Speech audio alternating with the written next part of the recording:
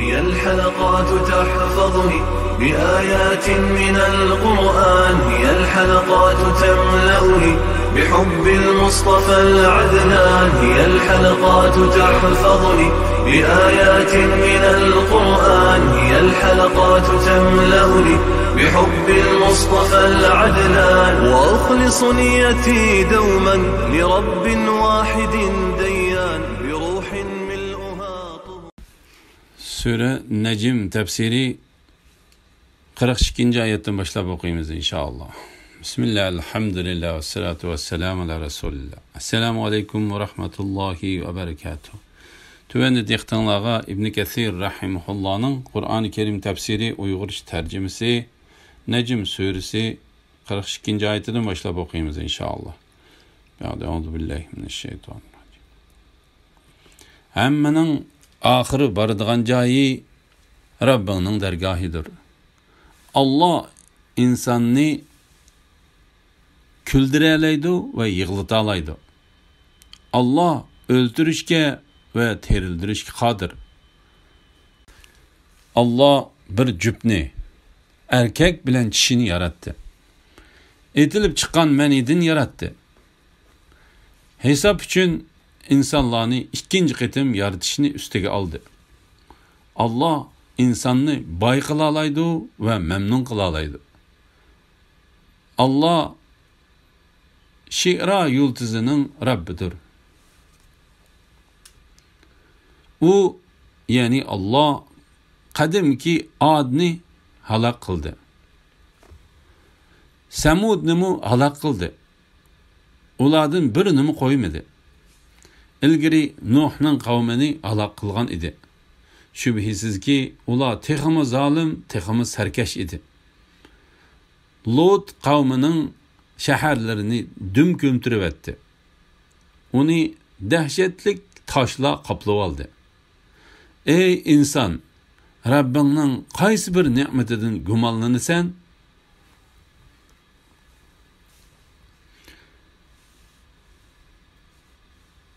Rabbinin insanını deslepti yoktun barlığı keltirgenidek, ölgendin keyin qaytı terildirdiganlıqdan ibaret bazı süpetlerinin ve onun bendilədi yaratkan bazı neslerinin bayanı doğrusuda.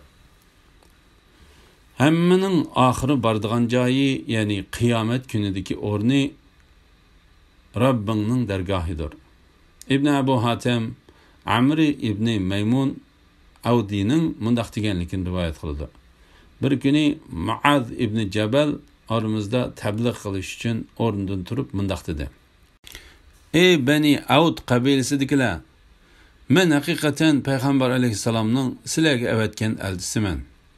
Bilişinglar kerek ki, ahir baradigan joy Allah'ның dergahı bo'lgan cennettir yoki devzaqdir. Allah insanını küldürelaydı ve yığıltalaydı.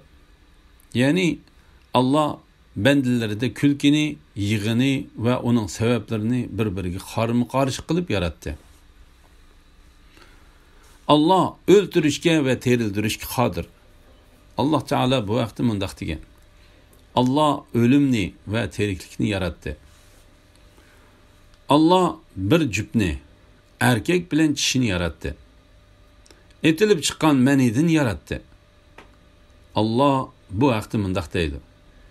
İnsan özünü bekar koyup berildi, yani şeriat işlerine teklif kılınmay, meyligi koyup etilgen hayvan okşaş dep oylamdı. O beçidanlığı tökülüdüğün aciz meni emesmidi. Andın o laht kan buldu. Andın Allah onu çıraylık şekilde yarattı. O menidin er ayal iki tipini yarattı. O yani yukarıdaki işlerini kılalıgan Allah ölüklerini terildirişke kadir emesmi? Hesap üçün insanlarını ikinci kıtım yaratışını öz üstüge aldı. Yani Allah ularını deslepti yoktun barlık keltirgenidek qayt terildirişke kıyamet günü ikinci kıtım yaratışka kadirdir. Allah insanını bay kılalaydı ve memnun kılalaydı. Yani Allah bandilarini mol-mulkka ega qiladi va u mol-mulkni ularga xolis qilib, ularda davomli qoladigan, uni setishga muhtoj bo'lmaydigan boylik qilib berdi. Mana bu ularga in'om qilingan to'liq ne'matdir. Tafsirshunoslar bu oyat haqida nurg'unlagan qarashlarni o'tirib qo'ygan. Ularning ichida Abu Solih ibn Jarir va boshqalar bor. Mujahid bu oyatni Allah insonni maldor qila oladi va xizmatchilarga erishtira oladi deb tafsir qildi. Qatadami shunday tafsir qildi. Ibn Abbas va Mujahid yana bir rivoyatda Allah insonni boy qila oladi va mamnun qila oladi deb tafsir qildi. La ilaha illalloh Muhammad Rasulullah. Allah Şira yultuzining Rabbidir. İbn Abbas, Mujahid, Qatada, İbn Zayd va boshqalar u Mirzam nomli bir yo'riq yulduz bo'lib, bir turkum arablar uni cho'qinatdi deydi. U ya'ni Allah qadimki Adni halok qildi. Ular Hudning qavm bo'lib, Ad ibn Iram deb ataladi. Iram bo'lsa Sam ibn Nuhning o'g'lidir. Allah Teala bu vaqtda mundaq deydi. Rabbingning Ad kuchlik Iramni qandoq jazolaganligini ko'rmadingmi? Bundaq odamlar boshqa shaharlarda yaratilmagan edi. Bu oyat faqat Ad qavmining Iram jamoati ekanligiga dalil qilingan. Ular eng qobil, eng kuchli kishilar bo'lib, Allah Taolaga va uning payg'ambarlariga eng sarkashlik qilgan. Shuning bilan Allah ularni halok qildi. Ad bo'lsa haddidan ziyoda qattiq va sovuq bo'ron bilan halok qilindi. Allah ularga bo'ronni 7 kecha 8 kunduz uzildirmay operida qildi. Samudni halok qildi. Ulardan birini qo'ymadi. Ilgari, ya'ni Samud qavmidan ilgari Nuhning qavmini halok qilgan edi. Shubhisizki ular texmi zolim, texmi sarkash edi. Ya'ni ular keyingilarga qaraganda texmi bak haddidan oshgan edi. Lut qavmining shaharlarini dum ko'mtirib etdi. Ya'ni Lutning shaharlarini ularning ustiga ko'mtirib, ularning yurtlarini ostin-ustin qilib etdi. Ularning ustiga üstülep sapal taşlarını yağdırdı. Şuna Allah Teala mundaq deydi. Uni ularning ustiga yağdırılgan dahshatlik taşlar qaplab oldi. Ularning ustiga biz yağmur, ya'ni taş yağdırdık. Agahlandırılgıçılarga yağdırılgan yağmur nima degan yaman? Ey insan, Rabbingning sana in'am qilgan qaysi bir ne'matidan gumonlanasan, ya'ni shaklanasan, buni Qatada shunday tafsir qilgan. Ibn Jurayj, ey Muhammad sallallohu alayhi vasallam, Rabbingning qaysi bir ne'matidan gumonlanasan deb tafsir qilgan. Qatadaning qilgan tafsiri yaxshiroqdir. Ibn Jarirmi bunga qo'shilgan. Bu ya'ni Muhammad alayhissalom ilgiriki agahlandırgıçılarning cümlesinden bo'lgan bir agahlandırgıçıdır. Qiyomat yaqinlashdi. Uningga Allohdan boshqa kashf qilguvchi, ya'ni uning vaqtini bilguchi yoki uning azobini dab'i qilguvchi yo'qdir. Ey mushriklar jamiyasi, masxir qilib bu Qur'ondan ajablanamsizlar? Uni anglagan chaqda kulamsizlar, yig'lamsizlar. Sizlar g'ofildirsizlar. Allohga sajda qilinglar va uningga ibodat qilinglar. Allohu akbar. Ogohlantirish, tanbih berish va sajda qilishga bosh egishga buyurish to'g'risida. Bu ya'ni Muhammad alayhisalom ilgiriki ogohlantiruvchilarning jumlasidan bo'lgan, ya'ni Muhammad alayhissalom ashu agahlandırgıçılarning qatoridan bo'lib, xuddi ular payg'ambar qilib avatilgandek, u mu payg'ambar qilib avatilgan.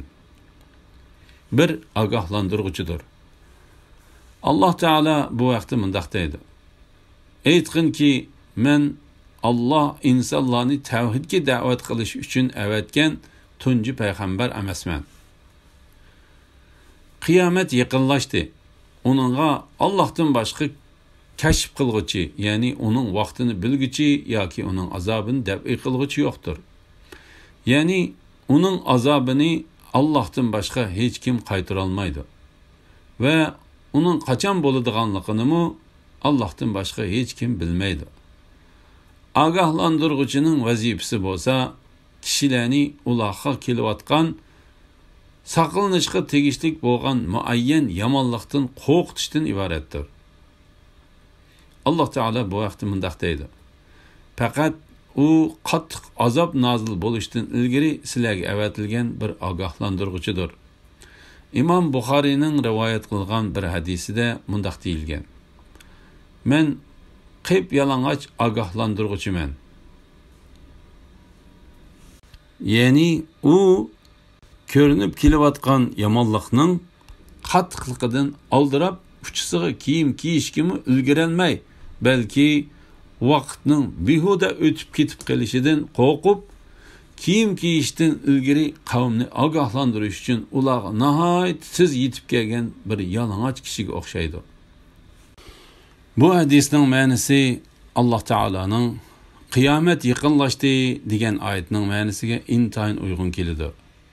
Alloh taolo bu suradan keyingi sura Qamarning 5idami qiyomat yaqinlashdi deb ta'kidlagan.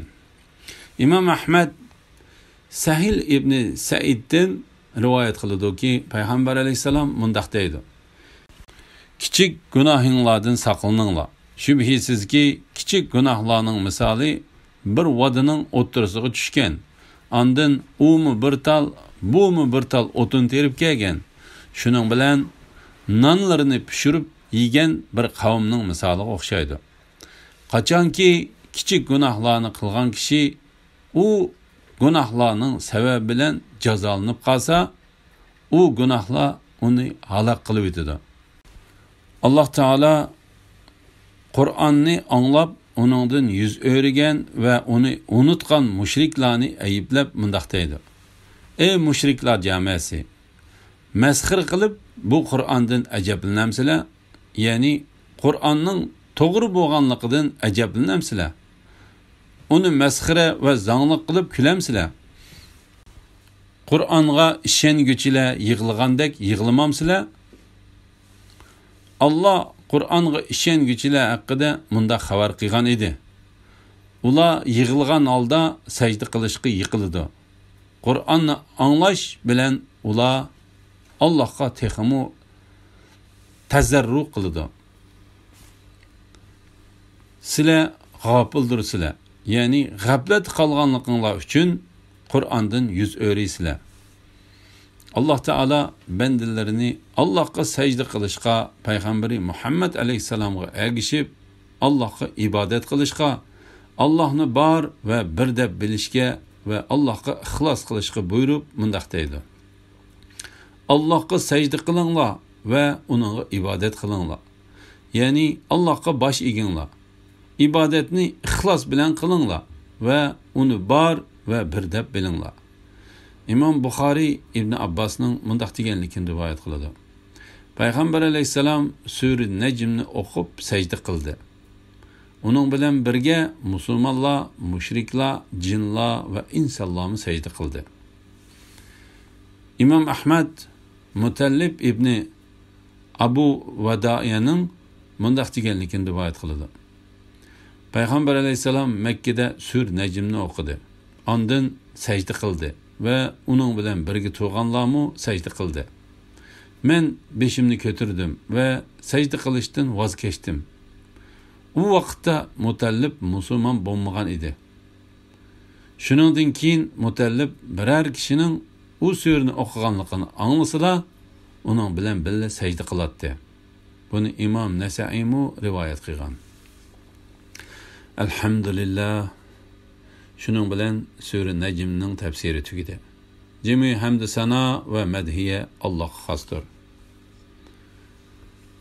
kelar qitimda sura Qamar 1-oyatdan boshlab o'qiymiz inshaalloh. Va sallallohu ala Muhammad va ala alihi va sahbihi ajma'in.